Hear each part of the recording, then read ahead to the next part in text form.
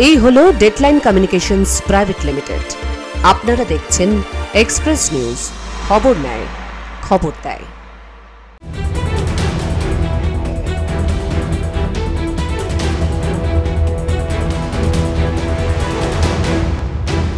Express Prime brought you by পাইল group.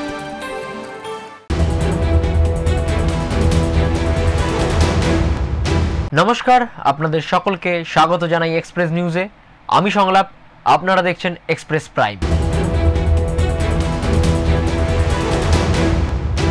শিল্পের জন্য বরাদ্দ জমিতে বেআইনিভাবে প্রমোটারি করার অভিযোগে উত্তপ্ত বাঁকুড়ার রাজনীতি মহল ও কৃষক সমাজ। আর এই ঘটনাকে কেন্দ্র করেই শুরু হয়েছে শাসক বিরোধী তরজা।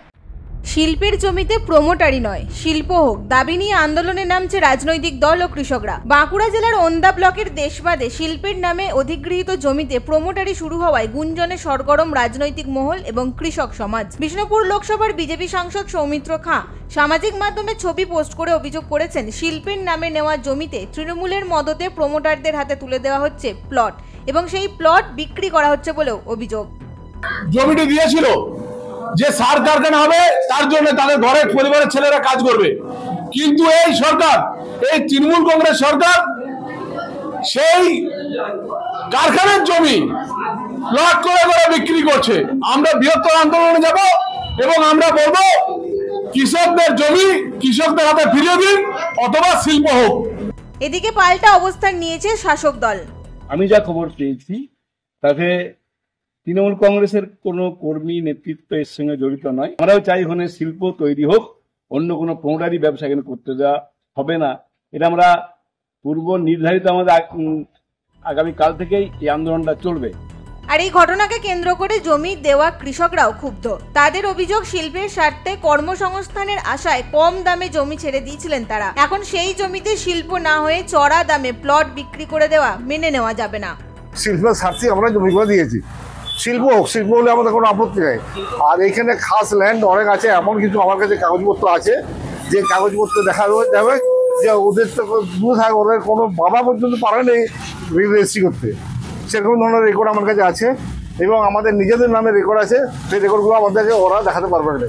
তবে এ ব্যাপারে মুখ খুলতে চাইনি ওই জমির প্রমোটারিং এর দায়িত্বে থাকা ব্যক্তি। হবে প্রমোটিং আসবেন, পরিষ্কারটা কি জন্য করা হচ্ছে? ঝোড় জঙ্গল হয়েছে, পরিষ্কার পরিচ্ছন্ন তার জায়গা সে পরিষ্কার করছে। রাজেন্দ্র কুমার মোদী পরিষ্কার করে নিজের সম্পত্তি পরিষ্কার পরিচ্ছন্ন করাচ্ছে। স্থানীয়দের দাবি, জমিতে শিল্প স্থাপন না হলে জমি ফিরিয়ে দিতে হবে, নতুবা বৃহত্তর আন্দোলনের হুঁশিয়ারি দিয়েছে জমিদাতারা। Bureau report, express news. Digha Jagannath মন্দিরে রবিবারে পর্যটকদের নবজোয়ার। দীঘার অর্থনীতিতে আমূল পরিবর্তন।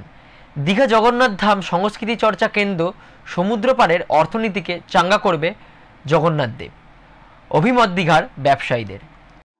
জগন্নাথ মন্দির উদ্বোধনের পর পর্যটকদের ঢল নেমেছে দীঘা জুড়ে। ছুটির মরশুমে সকাল থেকেই প্রচুর পরিমাণে পর্যটকদের ভিড় লক্ষ্য করা যাচ্ছে দীঘার জগন্নাথ মন্দিরে। দীঘার জগন্নাথ মন্দির অক্ষয় তৃতীয়ার দিন উদ্বোধন হওয়ার পর রেকর্ড পরিমাণে ভিড় হয়েছে প্রভু জগন্নাথ দর্শনে। দীঘার জগন্নাথ মন্দির উদ্বোধনের পর মানুষের মধ্যে আলাদাই উন্মাদনা লক্ষ্য করা যাচ্ছে। মন্দির দর্শন করলাম, খুব ভালো লাগলো। জায়গাটা অনেকটা এলাকা জুড়ে হয়েছে, পুজো দিয়েছি, আমাদের ভালো লেগেছে। সৈকত নগরের আলাদা মাধুর্য তৈরি করেছে প্রভু জগন্নাথের মন্দির। সেই অনাবিল সৌন্দর্যে মুগ্ধ হতেই প্রতিদিন ভিড় বাড়ছে পর্যটকদের। উদ্বোধনের পর দ্বিতীয় দিনেই প্রায় 5 লক্ষ মানুষের ভিড় হয়েছিল এই মন্দিরে। বিশ্বে ছড়িয়ে পড়েছে দীঘার জগন্নাথ মন্দিরের কথা। मंदिर खास करके मंदिर दर्शन के लिए आए। हम तो 5 साल से या 6 साल से रह रहा हूँ, लेकिन ये आया, मैं सुना 30 तारीख को उद्घाटन है, इसके लिए मैं आया, बहुत अच्छा लगा। জানা গিয়েছে প্রতিদিন ভোর 6টায় মঙ্গল আরতির মাধ্যমে জগন্নাথ মন্দিরের দ্বার উদ্ঘাটন হবে। দুপুর 1টা থেকে 3টে পর্যন্ত মন্দির বন্ধ থাকবে। আবার বিকেল 3টে থেকে রাত 9টা পর্যন্ত পর্যটকদের জন্য খোলা থাকবে প্রভু জগন্নাথ দেবের মন্দির। তবে ভক্তদের ভিড় দেখে টাইম টেবিল নিজেদের মতো ঠিক করে নেওয়ার কথা জানিয়েছে মন্দির কর্তৃপক্ষ। পাশাপাশি জানা গেছে বাংলার জগন্নাথ মন্দিরের ক্ষেত্রে প্রসাদ হিসেবে ট্রেডমার্ক থাকবে সন্দেশ আর গজা। দীঘা থেকে রাজীব নন্দীর রিপোর্ট, এক্সপ্রেস নিউজ। বিশ্বের সর্বোচ্চ সিংহ জয় করে বাড়িতে ফিরলেন নদিয়ার রুম্পা দাস। রাজ্যের 5ম মহিলা হিসেবে এভারেস্ট জয় করে রাজ্যের মুকুটে নয়া পালক এনে দিলেন বাংলার মেয়ে রুম্পা দাস। আবারও জেলার মুকুটে নতুন পালক। বিশ্বের সর্বোচ্চ শৃঙ্গ জয় করে বাড়ি ফিরল নদিয়ার রুম্পা দাস। মাউন্ট এভারেস্ট জয় করে নারী শক্তির আরও এক নিদর্শন তুলে ধরলেন পেশায় শিক্ষক রুম্পা দাস। নদিয়ার রানাঘাট পুরসভার 18 নম্বর ওয়ার্ডের বাসিন্দা রুম্পা দাস সর্বোচ্চ শৃঙ্গ জয়ের লক্ষ্যে বেরিয়ে পড়েছিলেন কয়েক মাস আগেই। এরপর বিভিন্ন ঘাত প্রতিঘাতের মধ্য দিয়ে তিনি মাউন্ট এভারেস্ট জয় করেন। স্বাভাবিকভাবেই রুম্পা দাসের এই সাফল্যে নদিয়ায় এলো এক গর্বের দিন। রুম্পা দাস বাড়িতে ফিরতেই তার এই কৃতিত্বে গর্বিত তার পরিবার, তেমনি প্রতিবেশী এবং আত্মীয়রাও উচ্ছ্বসিত। না, যার জীবন প্রত্যেকের জীবনে এভারেস্ট থাকে, প্রত্যেকের জীবনের এভারেস্ট যেন তারা ছুঁতে পারে। ইতিমধ্যে গোটা বিশ্বে নদিয়ার রানাঘাটের নাম জড়িয়ে পড়েছে তার মাধ্যমে। 4 জন সদস্যের পরিবার রুম্পা দাসের। তিনি শিক্ষিকা হলেও তার ছোটবেলা থেকে একটাই লক্ষ্য ছিল, শৃঙ্গ জয় করবে। সেই তার স্বপ্ন পূরণ হলো। এভারেস্ট জয় করেছেন। তিনি হচ্ছে পশ্চিমবাংলার 5ম মহিলা এবং নদিয়ার প্রথম তিনি এভারেস্ট ছুঁয়ে এসেছেন। তাকে আমরা ভারতের কমিউনিস্ট পার্টি মার্ক্সবাদী রানাঘাট এরিয়া কমিটির পক্ষ থেকে সম্বর্ধনা জ্ঞাপন এবং শুভেচ্ছা জ্ঞাপন করলাম। সম্প্রতি রানাঘাট পুরসভার 3 নম্বর ওয়ার্ডের মাঠপাড়ার বাসিন্দা সুব্রত ঘোষ একইভাবে গিয়েছিলেন শৃঙ্গ জয়ের লক্ষ্যে, কিন্তু হলো না তার স্বপ্ন পূরণ। সর্বোচ্চ শৃঙ্গ থেকে নামার সময় রহস্যজনকভাবে মৃত্যু হয় তার। সহযোদ্ধার মৃত্যুতে শোকাহত রুম্পা দাস। ও লেডি স্টেপে উঠেছে, ক্লাইম্ব মানে সামিট করতে যাচ্ছে, ওই আমার সাথে লাস্ট দেখা। তারপরে 4 নম্বর ক্যাম্পে সারা রাত ধরে, আমি 4 নম্বর ক্যাম্পে ছিলাম, আমি আর তারপর আমার তার নিচে আমি নামিনি, আমি আর আমার শেরপা বেরিয়েছিলাম 4 নম্বর ক্যাম্পে। সারা রাত ধরে খালি ও হ্যালো বলছেন করেছিলাম, রেডিও সেটে যোগাযোগ করার চেষ্টা করেছি। তারপরে যখন রাত্রিবেলা বুঝলাম আর হবে না। এক পর্বত আরোহীর মৃত্যুর শোকের মধ্য দিয়ে আরও এক পর্বত আরোহীর সর্বোচ্চ শৃঙ্গ জয়ের পর কোথাও যেন আনন্দের পরিমাপ কমে গেছে অনেকটাই। তবুও রুম্পা দাসের এই কর্তৃত্বে প্রশংসায় পঞ্চমুখ গোটা রানাঘাটবাসী। Bureau report, express news. Express প্রাইমে নিয়ে নেব এখন একটা ছোট্ট বিরতি। ফিরে আসছি বিরতির পর।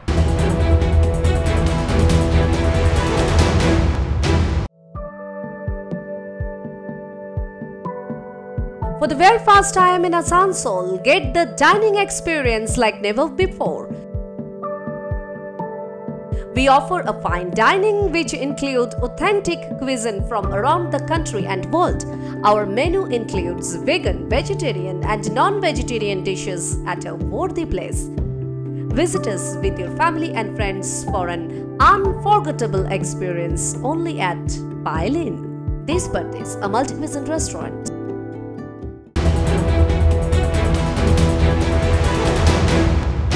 ফিরে এলাম বিরতির পর। আপনারা দেখছেন এক্সপ্রেস প্রাইম।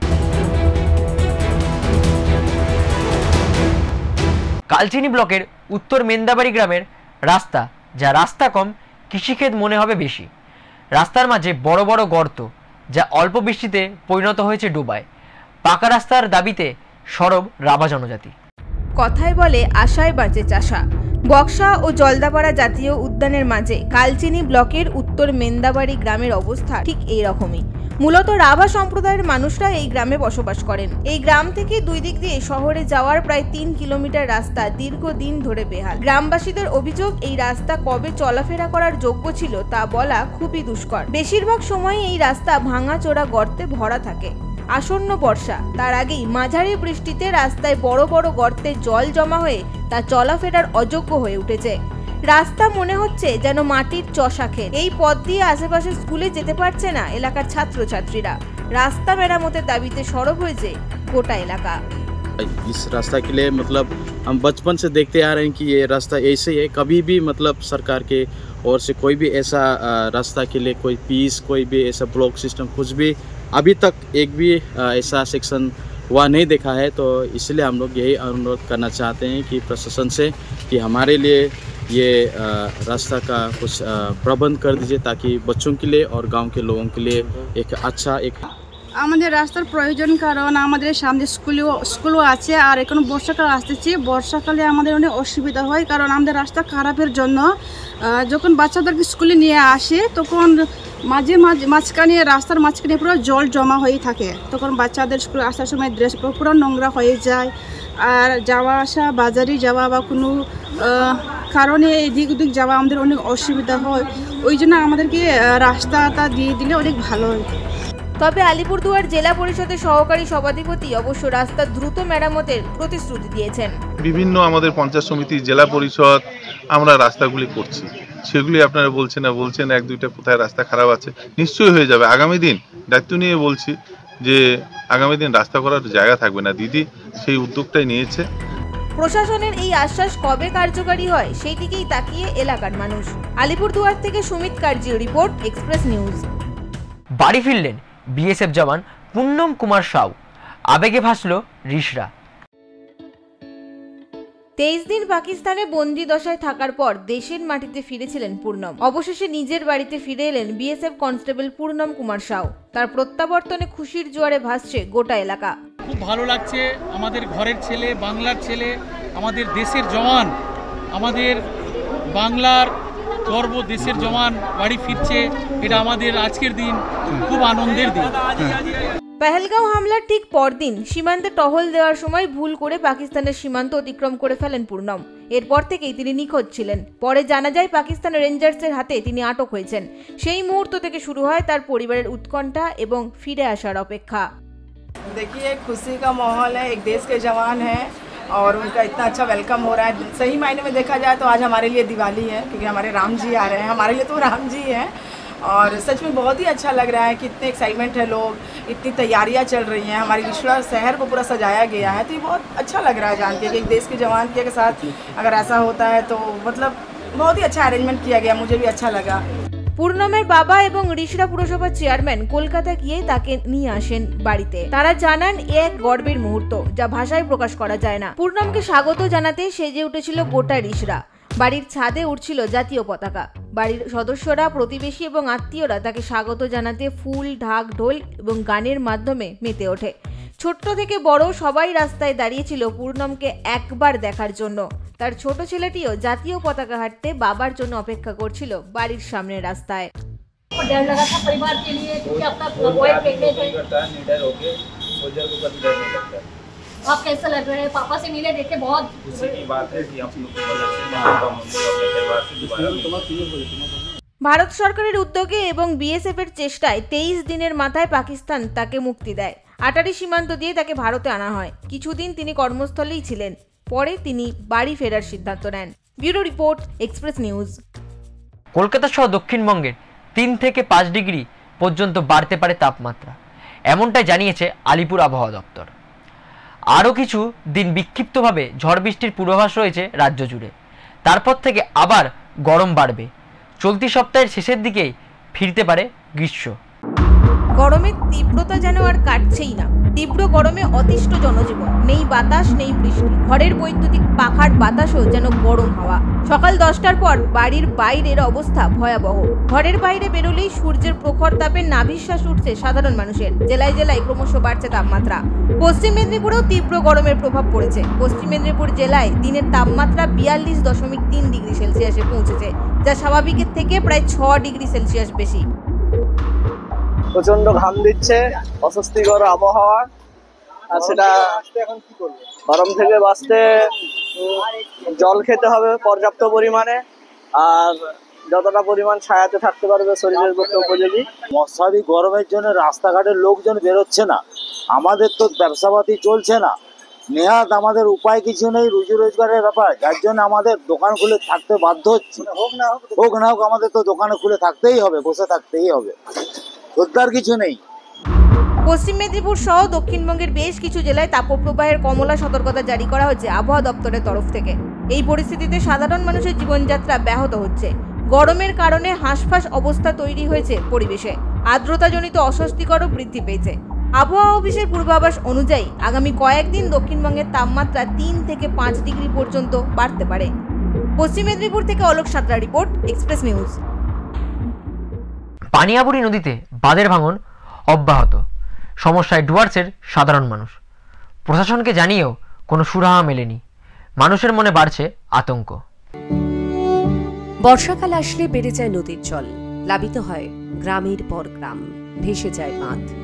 বিঘার পর বিঘা নষ্ট হয় কৃষি জমি। কোথায় প্রশাসন? স্থানীয় মানুষ বারবার প্রশাসনের দরজায় কড়া নাড়লেও ঘুম ভাঙে না তাদের বলেই অভিযোগ। এদিকে আতঙ্কে ঘুম উড়ে গ্রামের সব হারা মানুষগুলোর। এই যে ভ্রমণ শুরু করতেছে, এই যে এই ইদানিং বৃষ্টিতে অনেক ভ্রমণ হয়ে গেছে, আর আমাদের চাষের জমি যদি এইটা যদি রোধ করা না যায় তাহলে তো আমাদের চাষের জমির অনেক ক্ষতি হবে। আর বৃষ্টি হলে আসলে এইদিকে দেখতে কত জল হয়ে যায়।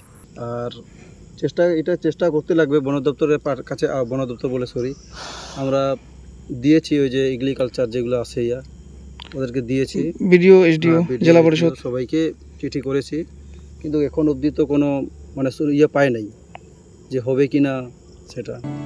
এ বিষয়ে কি বললেন পঞ্চায়েত প্রধান? এটা যদি আগামী দিন যাতে এটা যে দাবি করছি আমরা, সেই দাবিটা যদি পূরণ হইলে তাতে আমরা খুশি হব। আলিপুরদুয়ার জেলার 1 নম্বর ব্লকের জলদাপাড়া জাতীয় উদ্যান চিলাপাতা জঙ্গল সংলগ্ন বনিয়াবুড়ি নদীর এই সমস্যা দীর্ঘদিনের। গ্রামবাসীদের একটাই দাবি, একটা পাকাপোক্ত বাঁধ তৈরি হোক, তাহলে অন্তত জমিগুলো বাঁচবে। প্রতিবার জমি নষ্ট হলে, চাষাবাদের ক্ষতি হলে রুজি রুটি সব যাবে। তাই প্রশাসন যদি তৎপর হয়, একটু শান্তিতে ঘুমোতে পারে বনিয়াবুড়ি নদী পাড়ের মানুষগুলো। আলিপুরদুয়ার থেকে সুমিত কার্য report, express news. Express prime আজ এই পর্যন্তই। পরবর্তী খবরের জন্য দেখতে থাকুন এক্সপ্রেস নিউজ। এক্সপ্রেস নিউজ খবর নেয়, খবর দেয়।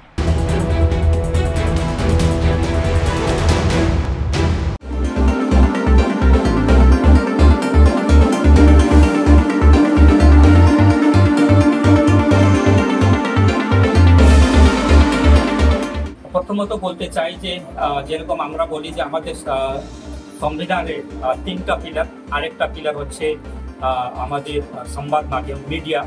তো এই যে নিউজ এক্সপ্রেস যে চ্যানেল আছে, এর 24 বছর পূর্তি হয়েছে। যে 24 বছর পূর্তি হচ্ছে তাদেরকে শুভেচ্ছা জানাতে চাই, এবং যারা নিঃস্বার্থভাবে মানুষ পর্যন্ত যে খবরটা পৌঁছে দেয়, তো এই নিউজ এক্সপ্রেস যেটা আছে পরিশ্রম করে সুন্দরভাবে কাজ করতে চাই। আমি আশা করি আগামী দিন আরো ভালো কাজ করবে।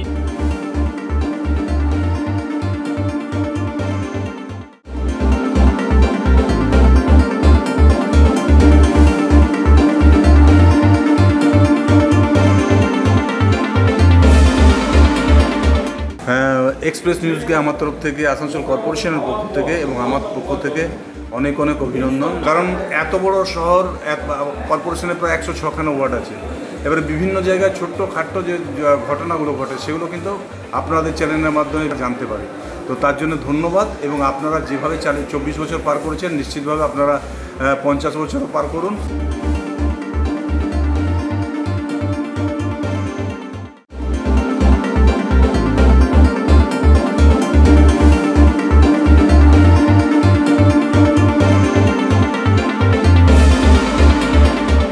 নিউজ 24 বছরের পদার্পণ করলো জানতে পেরে খুবই ভালো লাগছে। আমাদের প্রেস ক্লাবের পক্ষ থেকে এক্সপ্রেস নিউজের শুভেচ্ছা জানাচ্ছি এক্সপ্রেস নিউজকে।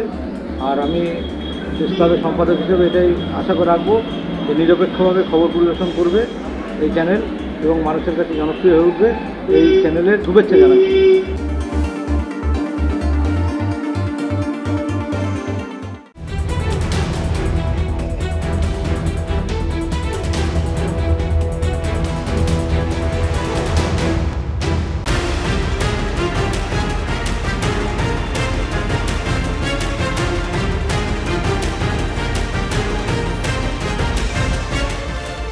এই হলো ডেডলাইন কমিউনিকেশনস প্রাইভেট লিমিটেড।